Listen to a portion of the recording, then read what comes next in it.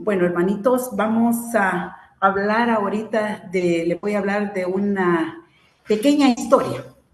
Se trata de que una vez Jesús platicó con su padre, que era Dios.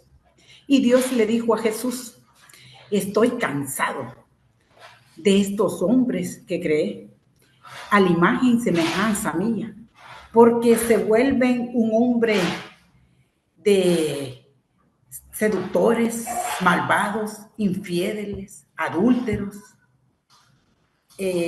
soberbios, orgullosos, por lo cual ya no quiero tener nada con ellos. Y a lo largo del tiempo los saqué de Egipto para convertirlos en mi pueblo escogido y llevarlos a la tierra prometida, lo cual a lo largo de todo ese tiempo se fueron 40 años y por su desobediencia pasaron esos 40 años, lo cual tardó para llegar a la tierra prometida. Y por eso ya no quiero nada con ellos. Estoy cansada, triste y decepcionada. Viene Jesús y le dice: Padre, ¿por qué no le damos una oportunidad más? ¿Por qué no me das la oportunidad de bajar a la tierra y crear algo que a ellos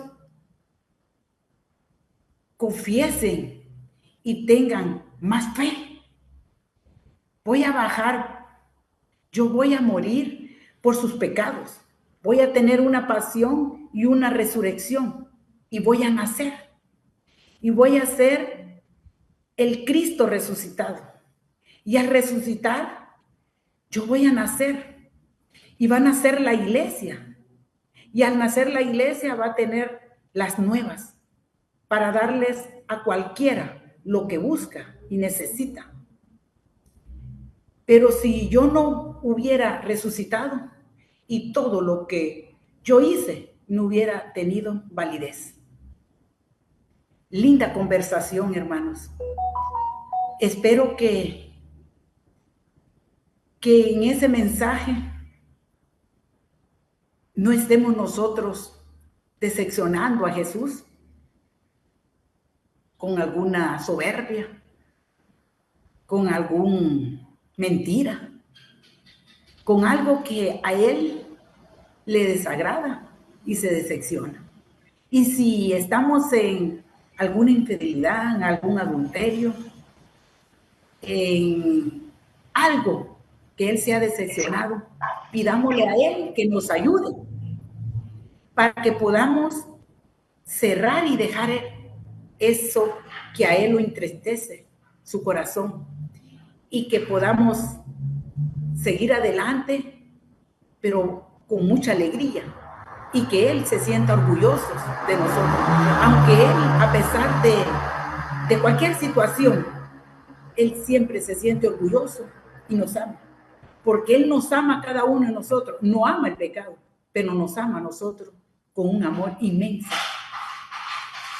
Bueno, hermanitos preciosos, vamos a empezar un poquito de la clase anterior, de la clase que habló nuestro hermano.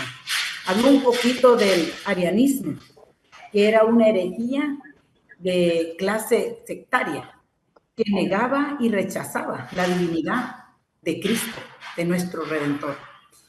El último rey germano en abandonar el arianismo fue Leovigild, rey de los visigodos. El arianismo comenzó en Italia en el siglo XIX. Constantino fue el primer emperador cristiano y el fundador de Constantinopla, convocado el 20 de mayo de 325, el primer concilio ecuménico en Nicea. Habló un poquito de los dogmas. Salen de los concilios. En el concilio de Nicea se estableció que Jesús es de la misma naturaleza que el Padre. Y este es el credo de Niceo o credo niceno. que también es reconocido, que ahora proclamamos en cada misa, cuando vamos a misa. Creo en Dios, creo en un solo Dios, Padre Todopoderoso, Creador del cielo y de la tierra, y de todo lo visible y lo invisible. Este es el creo niceno, fue el resultado del concilio de Nicea.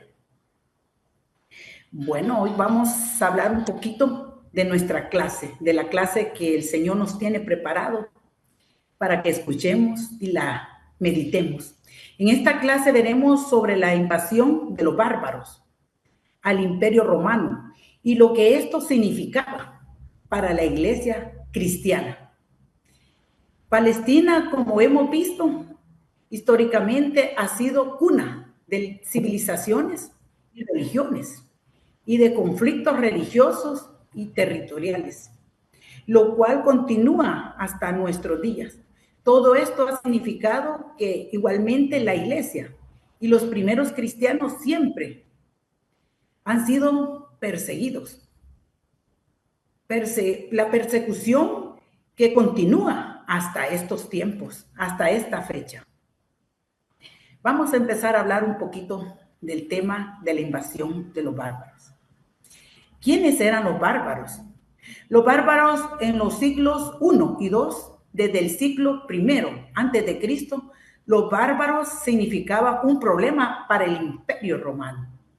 Tanto griegos como romanos se llamaban bárbaros, le llamaban bárbaros a todos los pueblos extranjeros que no hablaban ni griego ni latín y que tampoco estaban sometidos bajo sus leyes. O sea que todos los extranjeros que no hablaban su lengua ni tampoco disfrutaban de su civilización. Le llamaban bárbaros a los pueblos que invadieron al Imperio Romano durante el siglo V. Todos eran extranjeros. Los romanos lo llamaban así a todo el pueblo situado fuera del imperio, que vivían en las fronteras y se movían constantemente de un lugar a otro. Algunos eran pueblos que pastoreaban, eran agricultores. Estos pueblos eran considerados por los griegos y los romanos como inferiores, lo veían de menos. ¿Por qué? Por su raza y por su cultura. Muchos de ellos procedían de la península escandinava, otros de Europa, del este y Asia. El primer líder de los bárbaros fue Armenio. Uno de los pueblos bárbaros más conocidos desde casi el inicio de la era cristiana fueron los pueblos germanos, a quien el emperador Julio César había prohibido su presencia en Galias en el 57 a.C., llevando el mismo enfrentamiento al país del río Rin. Durante los siglos siguientes, los enfrentamientos fueron frecuentes, más seguidos. Por un lado, las tribus germanas intentaban invadir el imperio y por otro, Roma buscaba dominar el territorio germano. Marco Aurelio fue el último emperador en llevar una campaña a la Germanía. Pero, ¿cuáles fueron las principales características de los pueblos bárbaros? Las características de los germanos se dividían en dos grupos, los teutones y los godos. Los teutones se dividían en germanos, francos, anglos, vándalos, suevos, bretones, sajones, búrgidos y longobardos. Los godos se dividían en visigodos y ostrogodos, nombres raros. Los teutones, los germánicos con los francos se encontraban junto al río Rin. Los sajones entre el Mar Norte, el Rin y el Elba. Los suecos afincados junto al río Rin, y al norte de ellos se encontraban los anglos, los langobardos entre el Orbe y el Vístula, los godos, los visigodos y los ostrogodos en Gótica. Su origen eran indoeuropeos. Vivían en aldeas y se dedicaban a la guerra, a la agricultura y al pastoreo. Acuérdense que en esos tiempos casi todos su oficio era la agricultura y el pastoreo. Los francos, los visigodos, los ostrogodos eran derivados de los germanos. Los grupos bárbaros más numerosos eran los germanos, que estaban compuestos a la vez por varios pueblos. Desde el siglo V hasta finales del siglo VIII, entre ellos estaban los visigodos y los ostrogodos, los vándalos, los lombardos, los anglos, los francos y por último los sajones. También los vikingos de la Edad Media también formaban parte de esta gran familia. Empezaron a ser una verdadera amenaza para las fronteras del Imperio Romano. Los pueblos germanos tenían características culturales propias, como por ejemplo su lengua, su tradición y su religión, que al entrar en contacto con los de procedencia romana, originaron nuevas formas de organización social e institucional, política, expresiones culturales como las lenguas romanas, entre las cuales se encuentra el español, el portugués, el italiano. Con el tiempo adoptaron también el cristianismo como religión. Comenzaron a surgir los reinos hermanos porque cada pueblo dominaba una área del antiguo Imperio Romano de Occidente. Los vándalos construyeron un reino en el norte de África, los ostrogodos y los lombardos en Italia, los visigodos en España, los francos en Francia y parte de Alemania, y los anglos y sajones en Inglaterra. Varios de estos pueblos se enfrentaron por más de 3 siglos, hasta que los francos, dirigidos por Carlomagno, se impusieron sobre los demás por medio de las armas. Para el año 800 después de Cristo, Carlomagno fue proclamado emperador y dominó los territorios que integraban el antiguo Imperio Romano de Occidente. Tras la muerte del imperio, se fragmentó, dando lugar al reino independiente, en lo que se estableció el feudalismo, un nuevo orden social, económico y político. Entre los siglos 7 y 9, otro grupo invasores provenientes del norte y del este de Europa. Los vikingos, que procedían de Escandinavia, gracias a que eran excelentes navegantes y constructores de barcos, pudieron desplazarse de un lugar muy distante y atacar a los pueblos establecidos como los territorios que actualmente ocupa Inglaterra, Irlanda, Francia, Italia. Finalmente los vikingos se establecieron en lo que hoy es Dinamarca, Rusia y Noruega, y parte de algo que también de Islandia. Los primeros vikingos eran comerciantes, agricultores y guerreros marinos, originarios de los países nórdicos, que vivían durante la Edad Media y duró aproximadamente desde los 800 después de Cristo a 1050 después de Cristo. En esta época el Imperio Romano estaba debilitándose por las guerras internas entre los nobles y los generales, que querían tener el poder total en todo momento. Esto se puso de manifiesto más que todo en la frontera del imperio.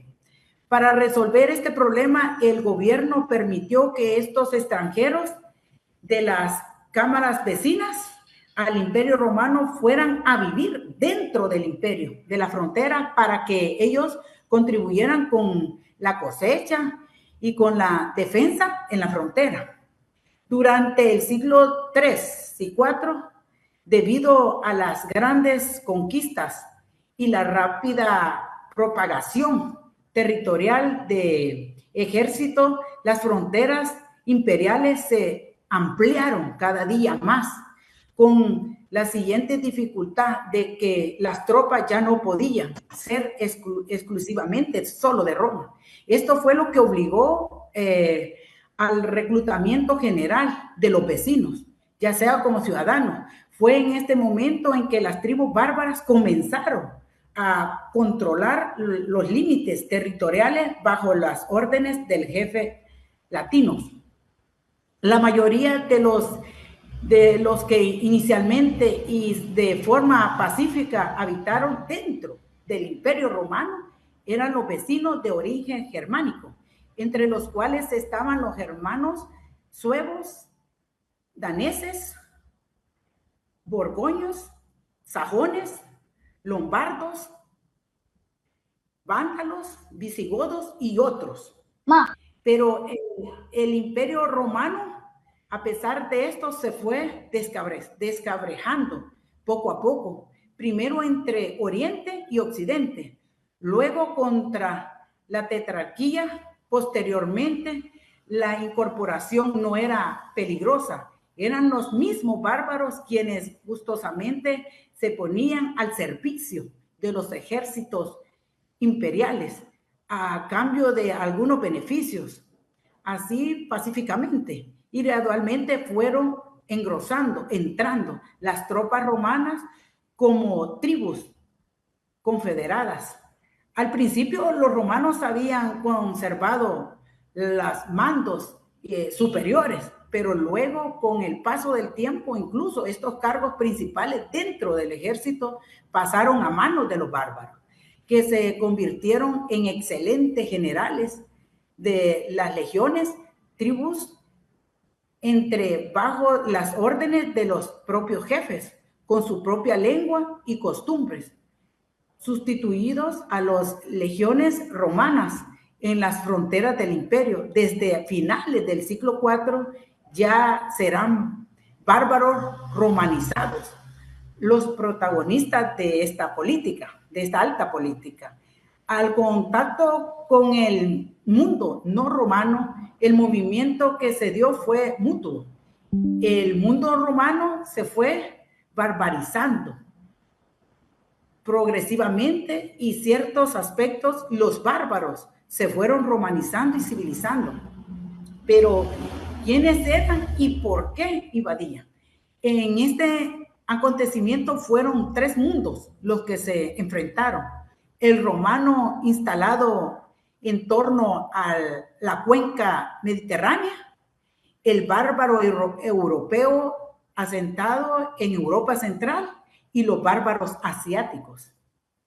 En los bárbaros europeos, la diferencia entre los bárbaros europeos central y los provenientes de Asia era que aquellos se mostraban asimilables, y bien los primeros fueron al comienzo rapaces y destructores.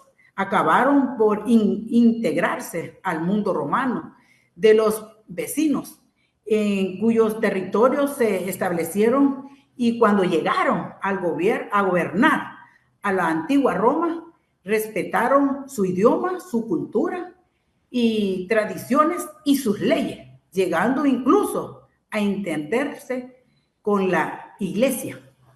Las principales tribus de los bárbaros europeos era la raza germana, hombres recios y con buen cuerpo y fuertes, organizados en comunidades muy civilizadas y sometidos fielmente a un caudillo popular, que qué religión tenían.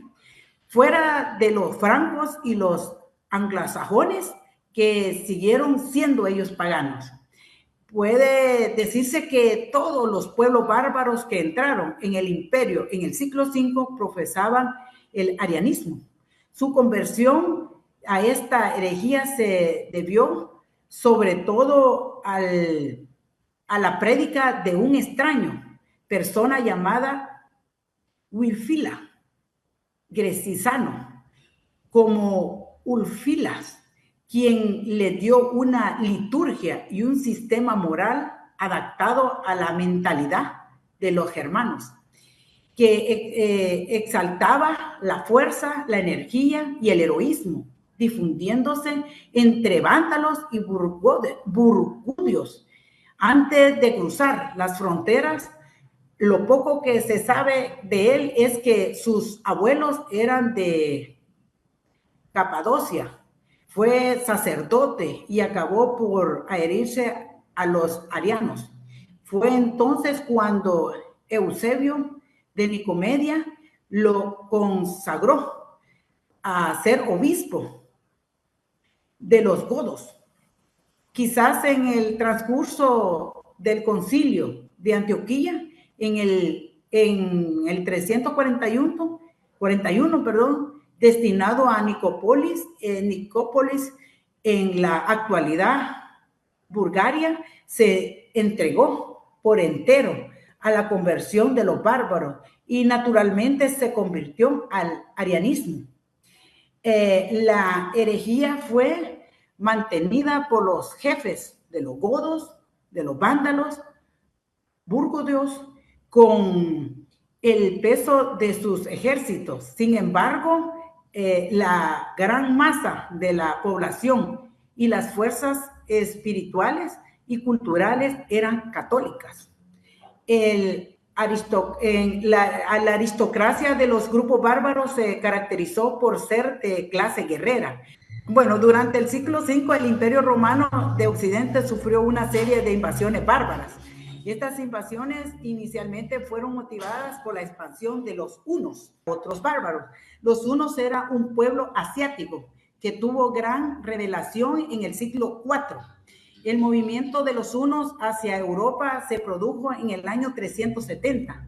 Produjo una gran inestabilidad en los pueblos bárbaros asentados en Europa Central y Oriental. Los hunos consiguieron asentarse en las orillas del Danubio, donde establecieron conversaciones amistosas con el Imperio Romano, a quien ayudó a su guerra con los germanos.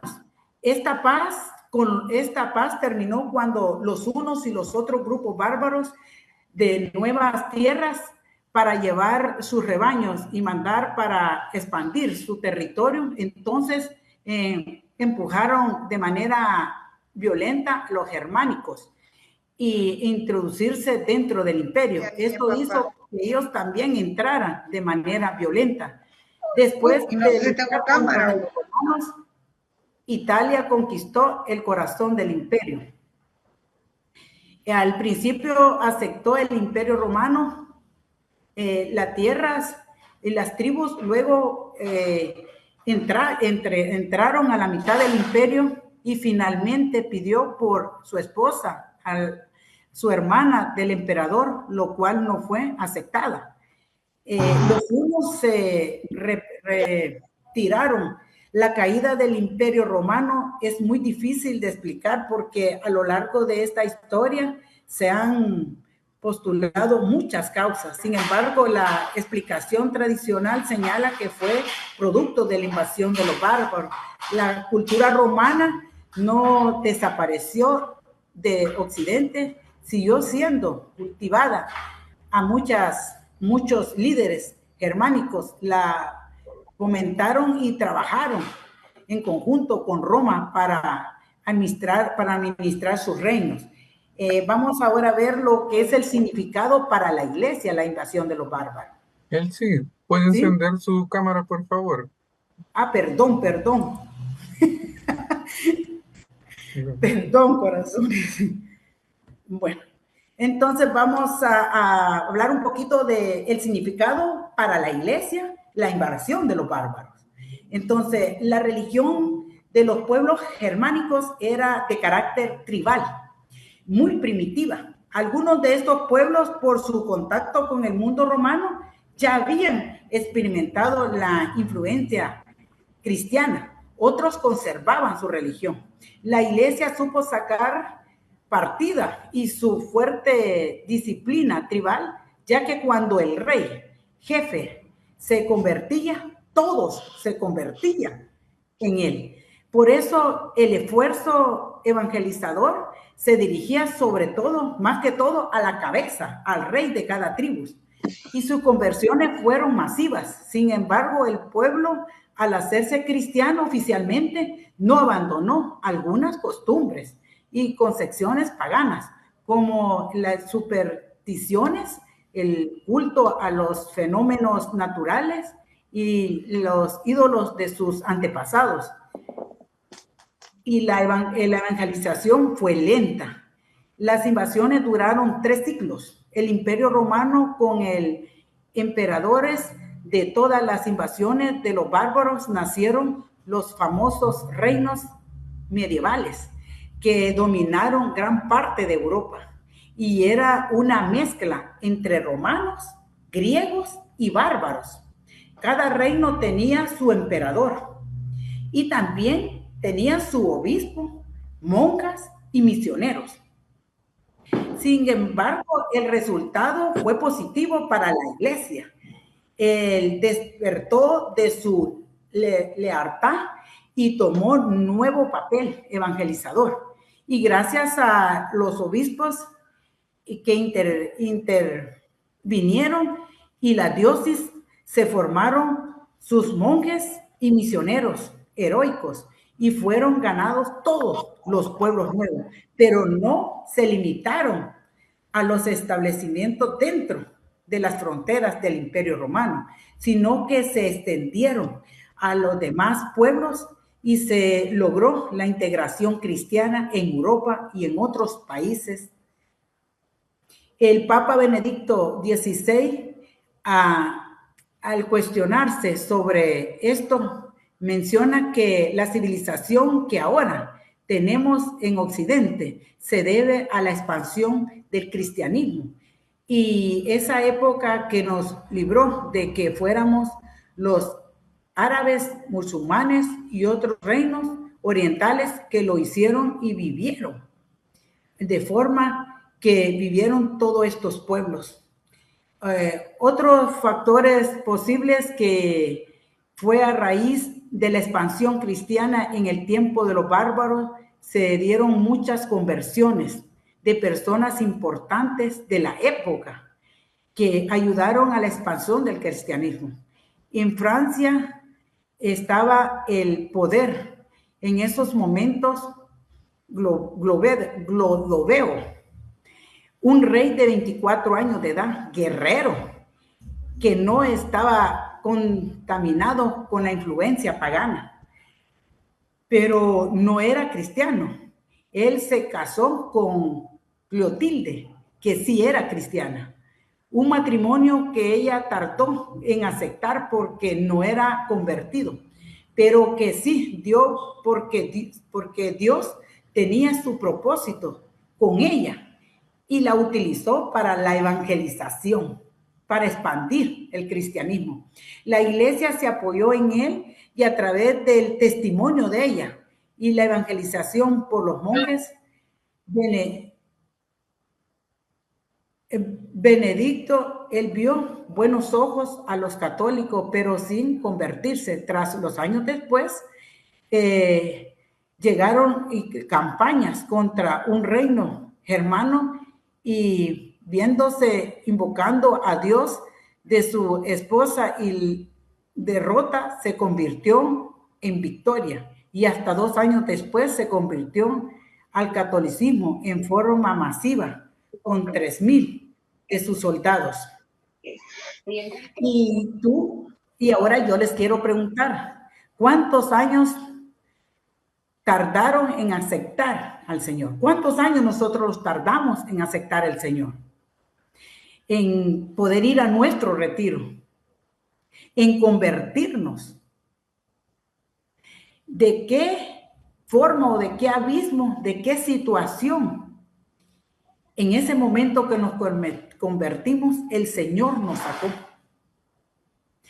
Recuerden en la situación que cada uno de ustedes que ya hicieron el retiro estaban pasando en ese momento. Esa situación en la que el Señor los levantó, los sacó y los llevó a su camino con amor y con alegría. El Señor está lindo y está maravilloso, que Él nos ama. No ama el pecado, pero nos ama. Y Él siempre está con esa mano para levantarnos en los momentos que, aunque ya convertidos, caemos. Lo único que espera es que nosotros le demos nuestra mano para que Él nos ayude a levantarnos. En Hechos 16, 29 al 23 dice: entonces el carcelero pidió una luz, entró corriendo y temblando de miedo. Se echó a los pies de Pablo y Silas. Luego los sacó, les preguntó: señores, ¿qué debo hacer para salvarme? Ellos contestaron: cree en el Señor Jesús y obtendrás la salvación tú y tu familia. Y les hablaron del mensaje del Señor, a él y a todos los que estaban en su casa. A esa misma hora de la noche, el carcelero los lavó las heridas y luego él y toda su familia fueron bautizados. Palabra de Dios. Miren qué lindo cómo nos habla. ¿Qué fue lo que hizo el carcelero? Preguntó: ¿qué debo hacer para salvarme? ¿Se han preguntado cada uno de ustedes? ¿Le han preguntado al Señor qué debemos hacer para podernos salvar? Y la respuesta fue de Pablo y Silas: cree en el Señor Jesús y obtendrás la salvación tú y tu familia. ¿Qué es lo que tenemos que hacer nosotros? Creer en Jesús. Y vamos a obtener la salvación, cada uno de nosotros y nuestra familia. No nos angustiemos ni nos pongamos tristes cuando nosotros queremos ver la conversión de toda nuestra familia y no lo hemos logrado. Dejemos que el Señor obre en el corazón de cada uno de nuestra familia, de aquellos que aún todavía no se han convertido. Nosotros solo oremos y pongámoselo en las manos de Dios, que Dios sabe el tiempo en el que Él va a convertir a cada uno de nuestros familiares, y que eso no sea impedimento, hermanos, para que nosotros dejemos de hablar la palabra, de evangelizar. No nos cansemos de hablar la palabra, ya sea a nuestra familia, a nuestros vecinos o a aquella persona que el Señor nos ponga en nuestro camino. Porque el Señor es el que toma el control en el corazón de cada uno de ellos. No nos cansemos, hermanos, de invitar gente a los retiros.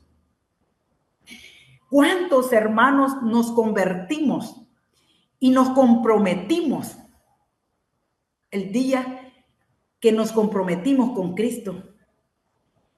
Y veo yo cuántos cada vez que hacen retiro, 50, 60 hermanos, 40, y los comprometimos más de 2,000 personas. ¿Qué está pasando con nosotros, hermanos? ¿Por qué no estamos? ¿Por qué callamos? ¿Por qué quizás nuestro corazón se está adormeciendo? Si sentimos que ya no queremos evangelizar, que ya no queremos ir a los terceros días, oremos más y pidámosle al Señor que sea Él el que nos dé esa fuerza y esa fortaleza para poder levantarnos y seguir adelante. No nos acomodemos. No digamos ahorita no puedo más allá. No, hermano. Los apóstoles no pararon de hablar la palabra, de poder expandir el evangelio. Pues nosotros hagamos lo mismo. Pablo pasó por tantas dificultades, pero él no dejó de hablar la palabra. Así es que nosotros esta noche pidámosle al Espíritu Santo que nos ayude. Si estamos dejando de evangelizar, si estamos dejando de leer la palabra, escudriñemos la Biblia, pidámosle al Espíritu Santo que nos dé la sabiduría y el discernimiento para poder leer la palabra, para podernos enamorar del Señor, para poder sentir ese gozo, esa alegría de querer hablar su palabra. Porque si nosotros no conocemos al Señor, no nos enamoramos del Señor. Y si no lo enamoramos, no lo conocemos. Podemos decir que lo conocemos, pero no lo conocemos, porque lo vamos a conocer por medio de su palabra y lo vamos a ir enamorando por medio de su palabra. Leamos la palabra, aunque sea un capítulo diario, para que podamos crecer y enamorarnos y hablar nuestra palabra, hablar la palabra de Dios a aquellos que necesitan, aquellos donde los manda el Señor. Dice, sigamos, dice, pero si tú sientes ese deseo de hablar, pero a la vez sientes ese miedo de hablar, es porque el enemigo te ha puesto en tu corazón ese miedo, ese temor, a que piensas que te vas a equivocar, pero lo que no es uno el que va a hablar, es Dios el que habla. Nosotros somos solo instrumentos y es Él el que habla y toca ese corazón. Dios en cada momento nos pone personas para que nosotros podamos hablar, pero nos quedamos en silencio sin querer hablar la palabra o decimos, no, ya este no cambia. Pero ¿cómo cambiamos nosotros, hermano? Y así Dios quiere que nosotros hablemos y que se conviertan muchos más y más y más. No permitamos que los invada nuestro corazón otras cosas. Que dejemos que el Señor, nosotros solo hablemos la palabra y que el Señor obre. En su tiempo vamos a ver esas conversiones. Porque para todos los discípulos y los apóstoles, no fue todo positivo. Como el resultado también del imperio, de las invasiones.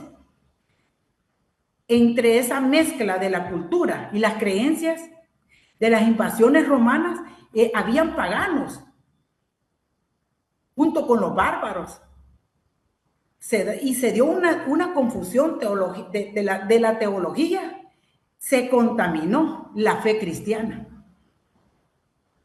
Y está contaminando con nuevas herejías.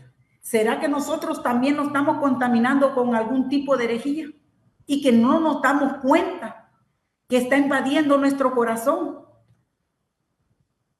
Veamos nuestro interior. ¿Qué es lo que está pasando en nuestro corazón?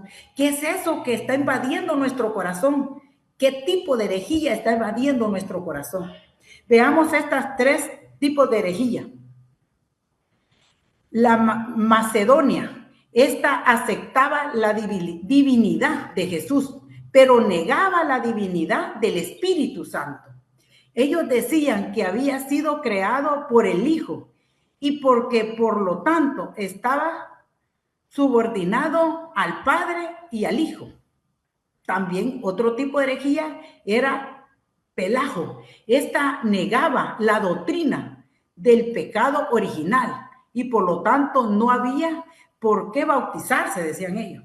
Sostenían que el hombre no nacía con la tendencia al pecado y que por sí mismo y sin la gracia de Dios podía evitar el pecado. Y que la salvación se daba por el esfuerzo del hombre y no por el sacrificio de Cristo. Estaba otro tipo de energía, Nestorio. Este fue un obispo de Constantinopla. Aseguraba que las dos naturalezas de Cristo eran independientes una de la otra y por lo tanto María no era madre de Dios, sino solo de Jesús hombre. Veamos cómo fueron los resultados de estas tres herejías. Segundo concilio ecuménico y primeros de Constantinopla, año 381. Este se convocó debido al uno y a los dos tipos de herejía. Como dogma se da que la Santísima Trinidad es un solo Dios. Por lo tanto, el Espíritu Santo es Dios, igual que el Padre, el Hijo, y se condenaron ambas herejías. Tercer concilio ecuménico en Efeso en el año 431. Este se convocó por la tercera herejía y surgió el dogma de que María es madre de Dios. Cuarto concilio ecuménico en Calcedonia en el año 451 surgió el dogma de que Cristo tiene dos naturalezas, la divina y la humana, y una sola persona.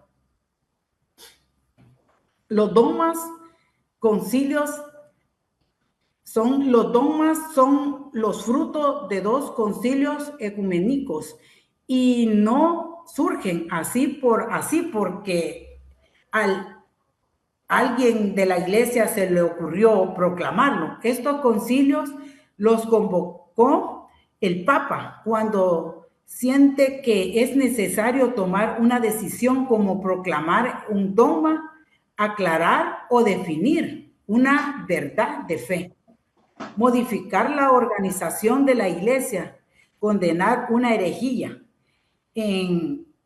Esto abarca todo el cristianismo. Estos son asentados en un documento con toda la información pertinente.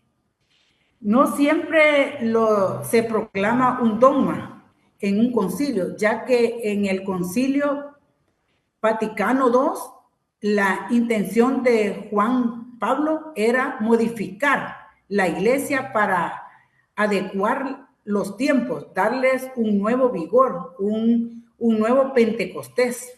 Obviamente, como siempre, más de alguno no está de acuerdo con la decisión tomada como caso del obispo Lefebvre, que se rebeló en cuanto al cambio del idioma latín al idioma vernáculo de cada país, al cambio de ritos y vestiduras. Ahora están en pláticas con la iglesia para tratar de ver su incorporación nuevamente. En el Concilio Vaticano 1969 se proclamó 9 dogmas. En el año 1545 se trató sobre la reforma de Lutero. Este fue muy fructífero, duró 18 años. Se interrumpió 2 veces por largos periodos. Se inició en 1545, se detuvo en 1547, se trasladó a Bolaño por problemas políticos, se interrumpió de todo y se recibió en 1555 a 1552. Se detuvo por problemas militares y luego en la última etapa fue en 1562 y 63. Los dogmas no son mitos, como dicen los hermanos separados. Veamos la definición de los mitos. Es un relato popular o literario que cuenta con acciones imaginarias de dioses y héroes, basado en un hecho real, histórico y filosófico. Una fantasía, cosa fabulosa. El dogma es una verdadera fe.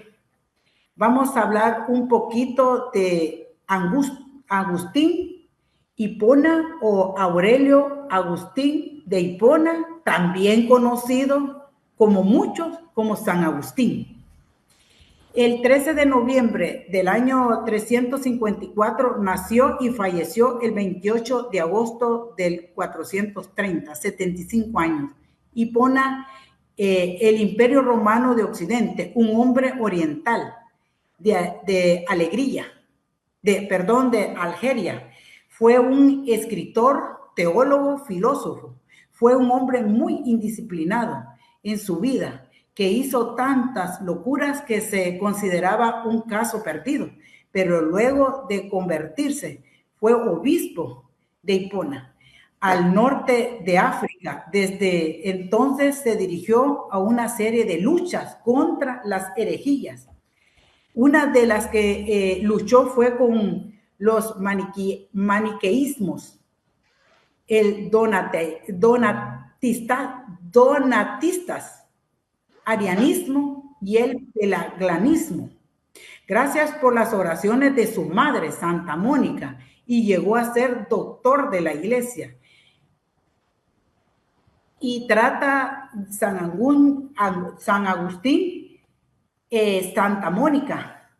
Era muy piadosa y pasaba orando por su conversión, pero no lo bautizó hasta que él pidió, ya adulto. Él se dejó arrastrar en su juventud por muchas herejías. Una de ellas también fue el maniqueísmo. Recordarán que esta herejía decía que el mundo era resultado del conflicto de las sustancias, luz y oscuridad, entre Dios y Satanás, y luego luchó con las otras herejías. Finalmente se convirtió al catolicismo y se bautizó a los 30 años y fue recibido por San Ambrosio, que era un obispo, que fue uno de los padres y doctores en la iglesia primitiva. San Agustín fue ordenado sacerdote, convirtiéndose en obispo en el año 395. Junto con él se bautizó también un hijo natural que tenía con la mujer persa. Él vivió momentos muy difíciles para la iglesia, como la persecución de los bárbaros, y luchó contra esas herejías que hemos mencionado anteriormente, y en momentos sentía flaquez, y esto lo vemos en las frases célebres de él, que son: ama y haz lo que tú quieras. Mi corazón estará inquieto hasta que no descanse en ti, Señor. Señor, da fortaleza a tu siervo para superar todos los males que tú autorices, y por lo menos retíralo del mundo y llámame a mí. Y llámame a ti, perdón. Qué frases tan lindas, ¿verdad? En San Juan 11, 32 al 40 dice: cuando María llegó a donde estaba Jesús, se puso de rodillas a sus pies diciendo: Señor, si hubieras estado aquí, mi hermano no habría. Jesús, al ver llorar a María y a los judíos que habían llegado con ella, se conmovió profundamente y se estremeció y les preguntó: ¿dónde los sepultaron? Le dijeron: ven a verlo, Señor. Y Jesús lloró. Los judíos dijeron entonces: miren cuánto lo quería. Pero algunos de ellos decían, este que dio la vista al ciego, ¿no podría haber hecho algo para que Lázaro no muriera? Jesús, otra vez muy conmovido, se acercó a la tumba. Era una cueva cuya entrada estaba tapada con una piedra. Jesús dijo, quiten la piedra. María, la hermana del muerto, le dijo, Señor, ya huele mal, porque hace 4 días que murió. Jesús le contestó, ¿no te dije que si crees verás la gloria? Palabra de Dios. ¿Cuántos de nosotros a veces somos María? Que perdemos la fe en momentos difíciles. María en ese momento no recordó quién era quizás Jesús, que para él no hay nada imposible. Dice que Jesús se conmovió profundamente. Así se conmueve con nosotros cuando nosotros los dejamos arrastrar por el pecado. Cuando nosotros dejamos que el pecado invada nuestro corazón. Jesús le dijo, quita esa piedra. Y Jesús ahora le dice, quita esa piedra de nuestro corazón. Quitamos esa piedra que está en nuestro corazón para que Jesús pueda entrar y pueda limpiar todo eso que está dentro de nosotros, hermano. Así, haciendo esta clase, hermanos, empecé yo a preguntarle al Señor qué era lo que podía, qué testimonio quería que yo diera. Y el Señor, sentí que en mi corazón me dijo, ese tu corazón, ese corazón que tú tienes es el Imperio Romano, que poco a poco ha sido invadido por los bárbaros. Un bárbaro en nuestro corazón puede ser la soberbia, puede ser el orgullo, puede ser la mentira. Pueden ser tantas cosas que nosotros hemos permitido que entren y van a nuestro corazón. Así como el pueblo romano, ellos en las fronteras se mantenían, pero de repente se introducieron y eran todo el imperio. Entonces, esos pecados o esas situaciones que están invadiendo la orilla y nosotros los dejamos entrar, o el mundo, y dejamos que entre a nuestro corazón. Esos demonios que el enemigo pone en nuestro corazón. Porque recuerden que el enemigo conoce nuestra debilidad. No conoce nuestros pensamientos, pero conoce nuestra debilidad. Y él es astuto. Y empieza a ponernos esas cosas en las que nosotros podemos caer. Pero si nosotros dejamos que entre y nos invada nuestra vida, ¿cuántos de nosotros estamos trabajando en eso?